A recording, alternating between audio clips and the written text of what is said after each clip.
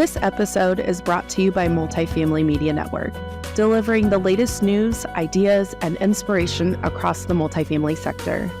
Now, welcome to the Unconventional Project. I'm your host, Vanessa Grayson, and for the past few years, I've been navigating the multifamily industry on my own terms, embracing my authentic self, if you will.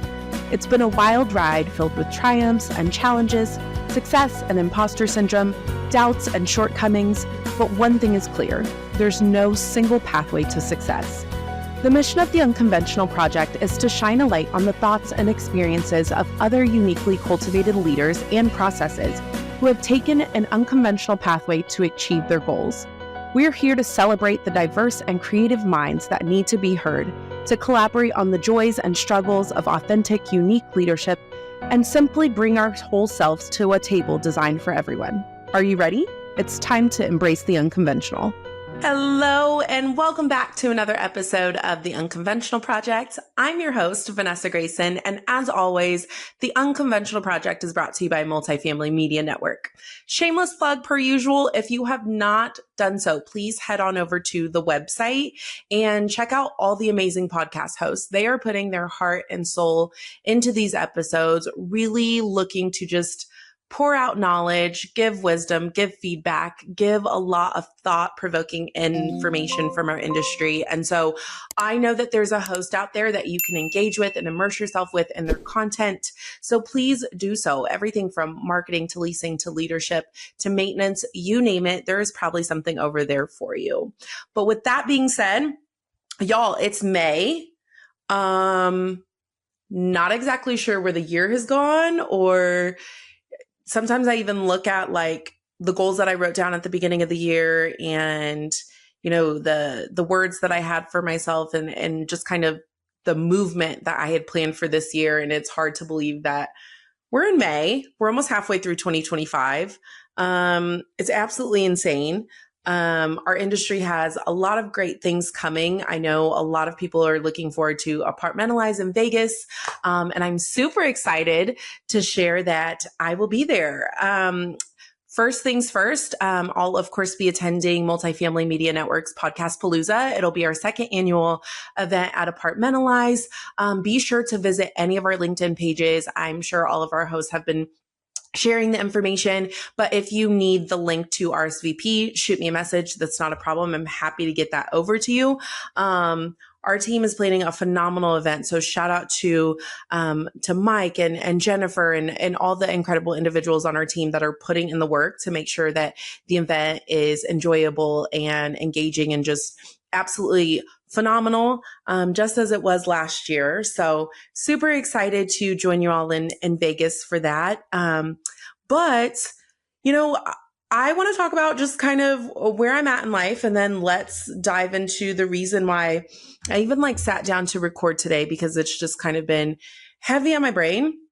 And I know that if I'm going through it, or not necessarily going through it, if I'm having this experience, I know that there's someone else out there having this experience as well. So, you know, as we start to look at where we're at in the year and the timeline we're progressing on, it's always good to kind of check in with the goals that you've set for yourself. And for me personally, something that comes to mind is my level of complacency with my discipline. So I want to talk about discipline, right? Discipline in leadership and why it's so important. But the trait overall, like why it's so important to have in us as humans, right? I think that there are points in our lives where we can just get so complacent with how we operate or how we do things that what was once disciplined has become more and more lax over time. So just a little insight of like what I'm experiencing right now. So it's kind of been on my brain for a minute. I took an opportunity to do quite a bit of research into it, and I'll let everyone kind of dig into what the benefits are, right? Do your own research to what I'm about to say. As always, like do what's best for you and like what makes sense for you as a human being. My situation won't be your situation and vice versa. So, I really wanted to take a few days to really gauge where my discipline is at. And if you're like me, you know that when it comes to discipline, there are so many things that are not necessarily external factors. And it's really easy to work through external factors. It's the internal factor of your drive and your motivation, and that lead to how impactful your discipline is. So what do? Me, in very Vanessa fashion, we're going unconventional. We are going out of the box. We are going over and above. And I am on hour almost 26 of a 72-hour food fast. Why? Definitely not in it for what will probably happen at the end, which would be the weight loss. I'm very comfortable with my body, but what I am challenging is my level of discipline and just the authority I have over like my mental thought process, and really gauging like how consistent, how motivated, how driven, how disciplined I can be for this one specific thing. And so let's just like back it up a little bit. So at I started last night at 6:15 p.m. I had finished my last meal. And the first 12 hours are easy, right? Because it was like our nighttime routine. I went to sleep, I woke up. And really, I didn't start to feel like the fatigue and like that sort of thing until like maybe hour 17, like my late morning, where I really wanted food. Like, let's be honest, if you know me, you know I eat.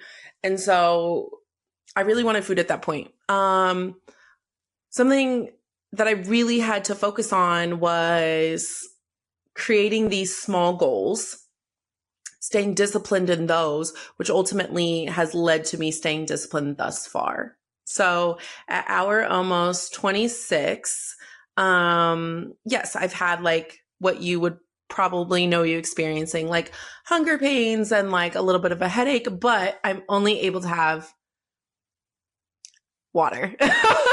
I'm only able to have water. And like, there's going to be a ton of questions, and I'm happy, like, if you at any point want more information on what exactly I'm doing and how it's going and like how it concludes after this episode, which I'll probably do like a little bit of a follow-up in the next episode I record.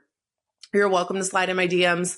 Let me know. I'm happy to give the feedback, but I want to talk about what this is doing for me in other areas of my life, or like how it's helping clear my brain fog, to really come back motivated and more structured and organized in other areas of life, more specifically my leadership. Like, what happens if you set these goals and you truly, truly, truly stay the course?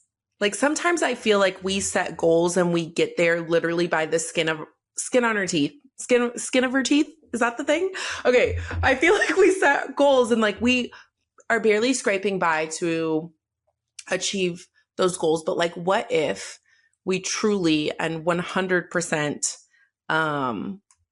locked in and handled each smaller goal the same way that we are seeking to handle the end goal, right? The big goal. So yeah, I'm really trying to think about the direction I want to take it, but let's do this first. So what does discipline look like in leadership? And I think everyone's brain might be immediately going to like discipline, like slap on the hand, or counseling opportunities. And it's not necessarily that. I'm more talking about, structure in what you say, consistency in what you do. So what does discipline look like in leadership? So first things first, I do think that discipline is choosing to show up when you don't want to. I am like every other human. I'm going to have those days where things aren't going exactly as they should. I may have, personal things going on. I may have 20 things to do, like 20 different deliverables, but I'm being pulled in 17 different directions, and kind of don't know what my balance is for that moment. I'm going to have human moments. I'm going to experience frustration. I'm going to experience kind of those initial thoughts of burnout or just, frustration and concern for what my day looks like, what my week looks like, what have you. So, but discipline is really showing up when you don't really have it in you to do so. So I think that's first things first. I think the easiest way to showing up when it's inconvenient for you as a human is discipline and leadership. So I think the other thing that's really important to share about discipline and leadership is giving feedback when it's not comfortable to give. We've all been in that situation where like you work with people that you become close with, and sometimes like you get a lot closer than you anticipate. And as a leader, it's just having those boundaries and still being able to give feedback, even when giving feedback is uncomfortable, but not even from you as a leader down to someone that you lead.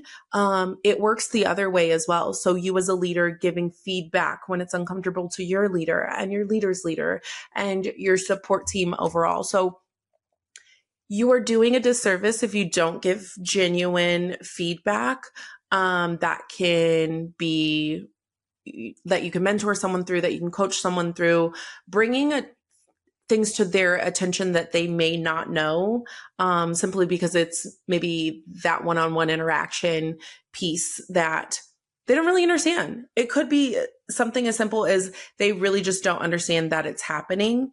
And so just give that feedback when it's uncomfortable. It is maintaining when no one is clapping for you. I want to talk about this a little bit because I show my team empathy and sympathy in a very unique way. It's not always in what I say, but it is always in what I do.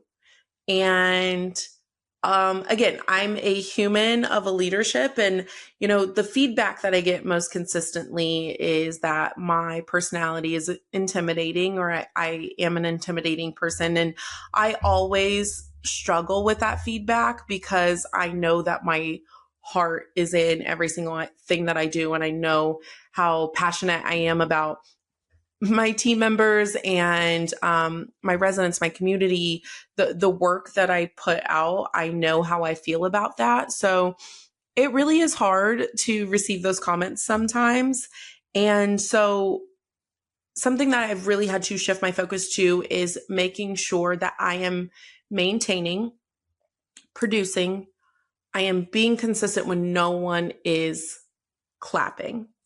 And it really is that like always doing the right thing, even behind closed doors. And it's, in a lot of moments proven that it's a foolproof thing, but it is hard. It does cause a mental strain of like, why am I doing this? Like, if no one recognizes this, why am I doing it? And having discipline in your thought process and your mindset to simply tuck that thought away, and you're doing it because it's the right thing to do. You're doing it because that's who you are. So staying disciplined in your thoughts to make sure that you're always being consistent, even when no one's rooting for you and no one's clapping for you. So let's talk about ways we keep our discipline in check, or me specifically. So even going through what I'm going through right now, most important for me is just having a level of self-awareness. So right now, water is my best friend. Just like an hour ago, I made my kids dinner and I really wanted to just like do the mom thing that moms do, right? Like the kids are done eating, they left something on their plate and you just kind of want to like pick at it and snack on it. And so making sure that you have a level of self-awareness to really keep your discipline in check. So for me at work, it's really no different. My team is my self-awareness almost, right? I think they are so comfortable bringing things to my attention that it allows me to take a moment and do the self-reflection. I think no matter what, we're just naturally going to have feedback. But at the end of the day, you can't tell someone how they feel. You can't tell someone what their perception of something is simply because that's theirs and theirs alone. There is no rebuttal for their feelings. There's really only a level of self-awareness and acknowledgement that you can have. But really knowing like what your triggers are, what your distractions are. And then for me, just and anyone in general having a level of knowledge to what your excuses are. Like if you know your triggers, do you know the excuses that you yourself will bring back to the table to try to combat those? And so just staying all around aware in those. Another thing is emotional intelligence. We talk about it so much, but a lot of times you really don't know where your emotional intelligence lies until you're placed in these situations. No situation's ever going to be the same, but it truly is an inner working component in order to remain emotionally intelligent with people you talk to or reactions that you have, feelings that you have, even thoughts that you have. The crazy thing is we'll think it before we do it. And so what happens if you just don't think it? Like what happens if you take that element out? You completely eliminate a potential do just from eliminating a simple thought from your brain. So the last component of like inner working when it comes to, really understanding the power that there is in discipline is choosing purpose over what you prefer. So it's not always going to be easy to choose what's right. And a lot of times decisions that we make come down to choosing what's easy. I think we're human, and my gosh, if we can solve a problem and it's easy along the way, like it's a win for that. But sometimes it's okay to really lead your inner thoughts with choosing what is right over what's easy. It's probably sometimes I like to do what's right, but my goodness, when what's easy is dangling in front of your face, it is probably one of the hardest decisions to make. Temptation is crazy.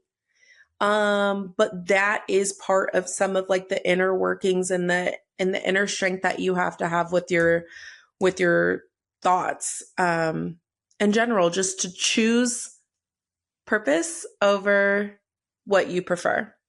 So, let's talk about as you're doing this work, right?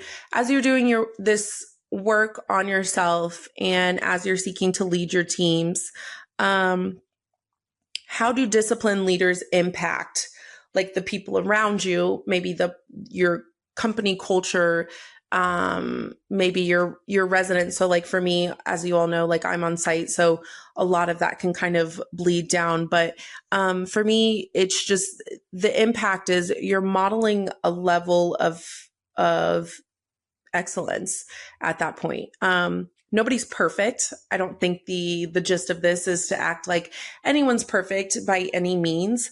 But you are modeling a level of excellence, whether that be to your team and to your residents, to your company, to your peer group, which I think, leaders breed leaders. You always want to be a multiplier.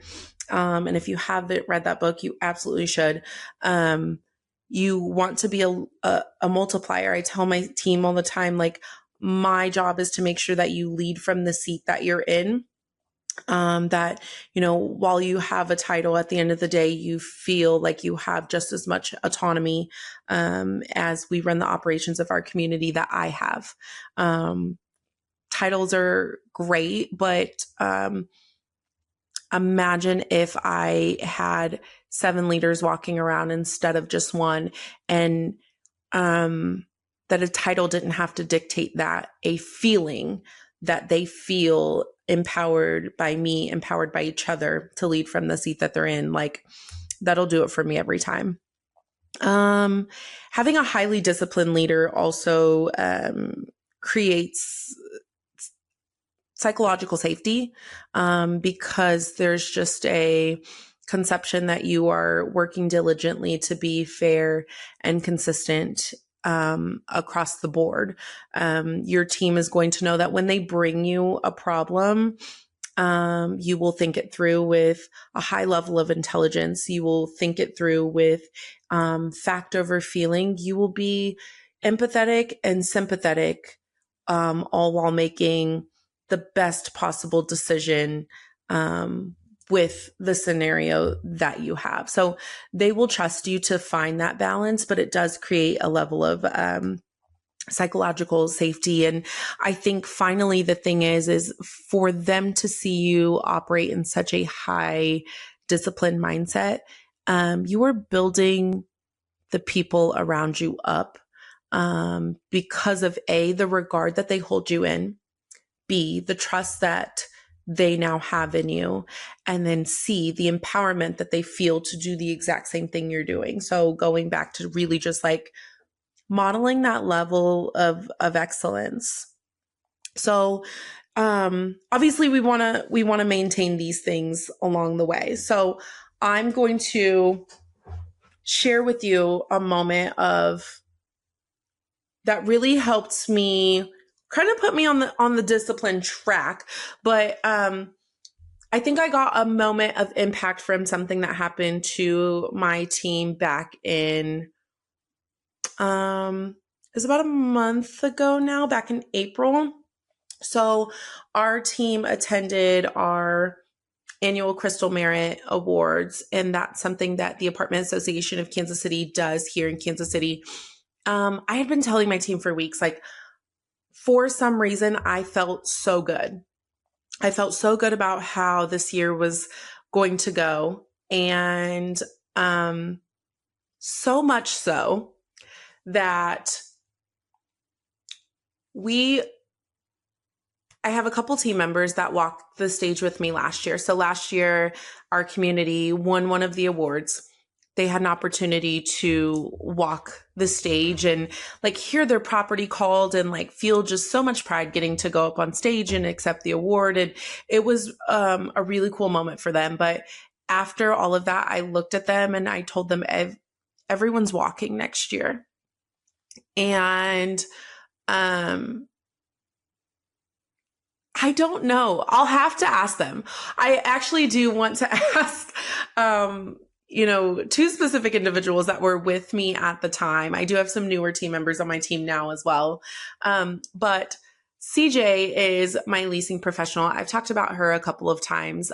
Kai is my former groundskeeper, now promoted to a phenomenal service tech. Any chance you get to hire green, you absolutely should. But don't get me started on that. I could literally go down a rabbit hole for what these two individuals have done for me, and just what they've given me. And so, of course, a huge shout out to them, but let me not get too far off track. So I'll have to ask them if they believed me, because I know that at the time last year when I told them like everyone's walking next year, I know that I believed me. And I kind of want to get their thought process on whether they really took me seriously now knowing what they know. But this year I had told them, I was like, I don't know what it is. Like, I'm telling my girls in the office every day. Like, I told the team at our like last team meeting right before the award ceremony, like, I just felt so good about this one this year. And so we get there and we start off with a bang.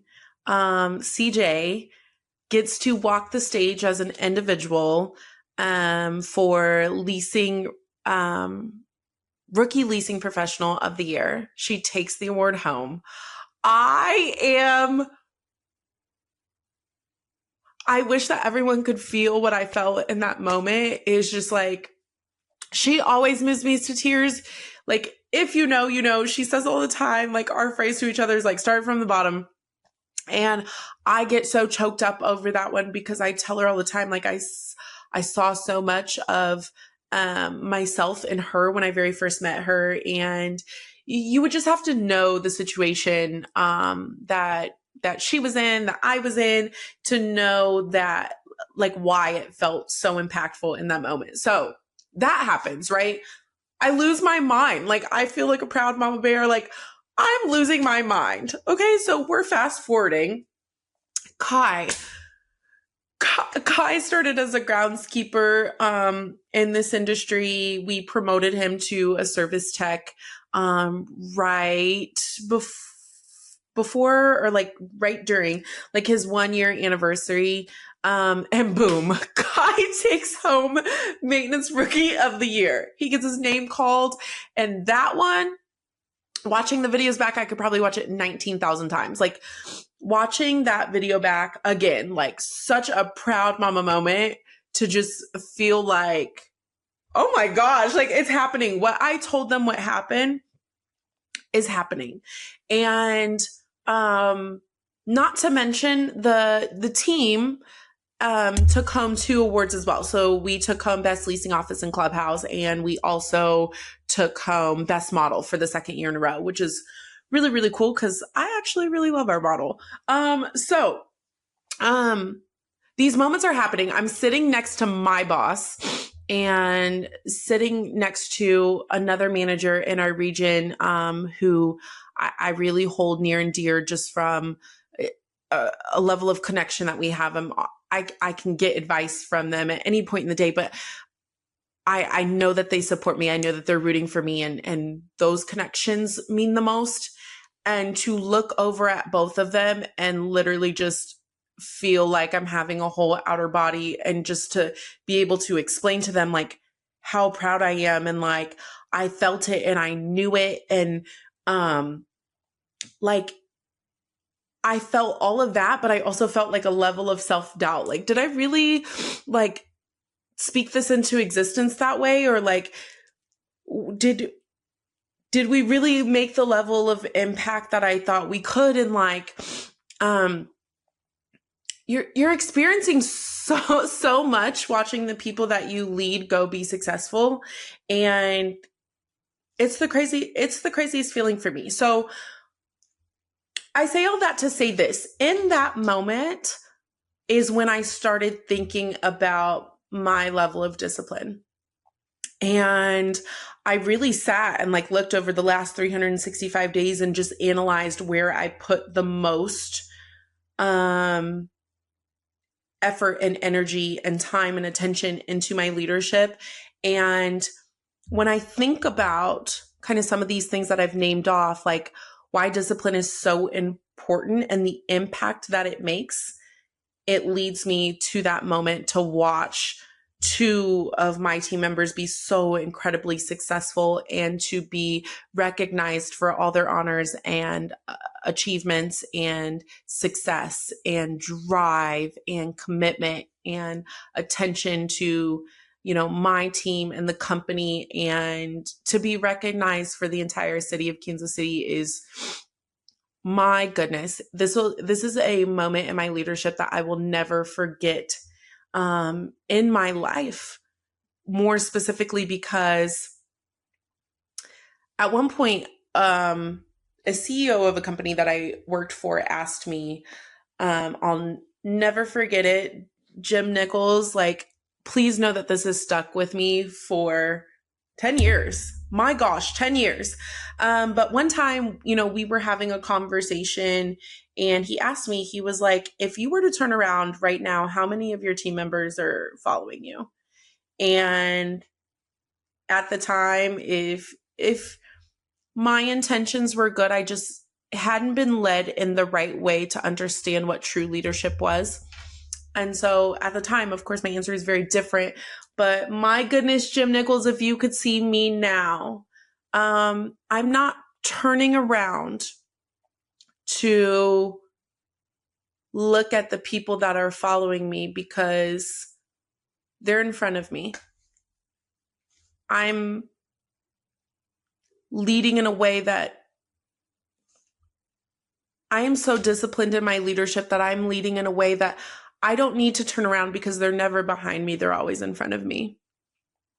And I will stay behind them because at the moment that they look to turn around and go back to where they were, I'll be behind them to turn them right back around and push them forward. I'm not leading from the front, pulling them. I'm leading from behind and pushing them. And practicing discipline in my leadership. For me personally, there's a lot more force behind a push than a pull. So with that being said, I want to wrap this episode up and really just say, like, don't confuse the word discipline with like any type of harsh reality. Like, discipline is so important, and discipline is not about control. It's more about care. I care enough to show up in my leadership realm as a highly disciplined leader because the impact is positive. I care enough to be disciplined to give you consistency. I care enough to be disciplined to lead you in a manner that allows you to raise your own internal bar. I care enough to show up as a disciplined leader so that there's a level of self-awareness about myself that gives you an outcome that supports you and empowers you and makes you feel comfortable to make mistakes, makes you feel comfortable to set your goals to grow, and ultimately makes you feel comfortable to lean on me in moments where you feel like you need that. You need to be coached or you need to be mentored. So what I really want from everyone, and if you do this, I would love it. If you don't, or maybe you do it and you keep it to yourself. If you don't tell me. But what I would really love is to everyone to just take a moment and do a little bit of self-reflection, right? Like, just audit the discipline in your leadership. And so where in your leadership realm, whatever stage of leadership you are in life, like whether you're a very seasoned leader, maybe you're a brand new leader, maybe you're like me and you're somewhere in between, like we've seen it all, right? We've seen bad, good leaders, like middle of the road leaders, but where is one area where you can bring more intentionality or more consistency? And I really want to know what you think. So feel free to message me. I think that would be amazing. I would love to read through it and just like continue this conversation on. But if I happen to post a very cute magic clip, I would love for you to, like, when I go to share this episode, just drop it in the comments below on the magic clip that I share for this episode as well. But again, where can you bring more intentionality and more consistency in your leadership world?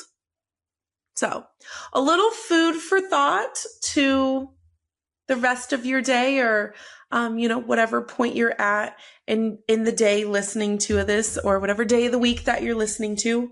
Just stop, give that some consideration, and let's chat about it for the future. And hopefully it just kind of opens your mind to just challenging your discipline.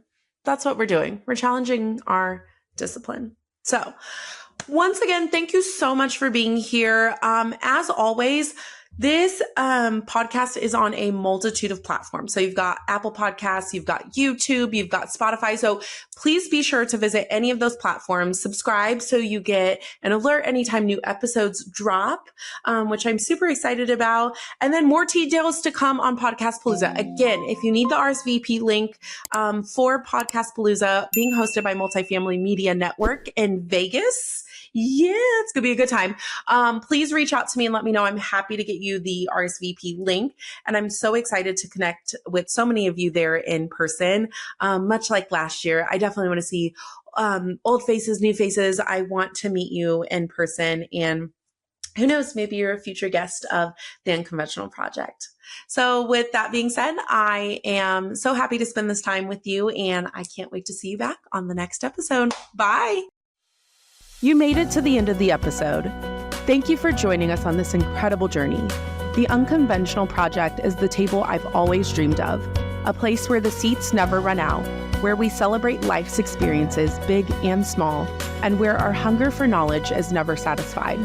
Today, I hope you feel empowered to embark on your personal path to success, embracing every aspect of who you are, what you've been through, and the growth that lies ahead. If you enjoyed today's episode, don't forget to subscribe, like, leave a review, and share it with your network. And remember, this podcast is proudly brought to you by Multifamily Media Network, your trusted source for stories, trends, and insights in multifamily living. The most successful project you'll ever work on is the unconventional one, the project that is uniquely you. Stay connected and see you soon.